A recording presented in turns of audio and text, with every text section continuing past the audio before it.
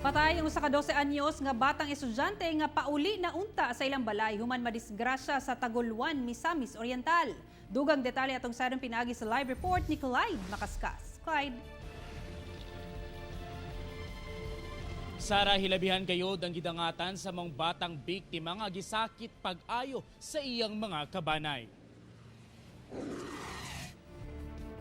Wala na nakaabot pa sa ospital nga buhi kining 12 anyos nga si Lourdes Marie Acaso. Human aksidenteng nalatayan og usa ka prime mover sa Sugbungkogon Zone 5 Taguluan, Misamis Oriental pasado alas 3 Miyerkules sa hapon. Sumala pa nga pauli na unta ang maong bata gikan eskwelahan uban ang iyang tulo ka barkada dang nahitabo ang aksidente. Na sangit lagi sa kanang kuan nila, kanang trailer la guyod nila ba. Nya mo nang na balance siguro siya or unsa ba ka motong natamakan siya.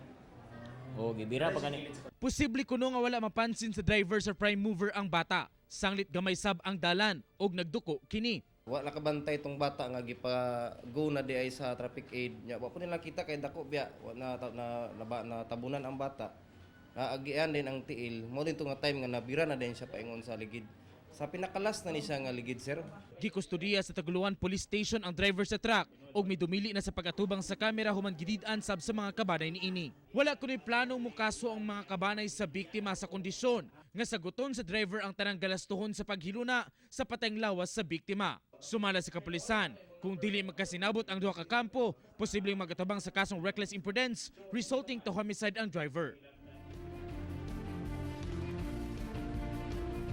Pahimangno sa mga motorista ingon man sa pedestrian nga mag-amping gayud sa dalan aron malayo sa disgrasya. Sara?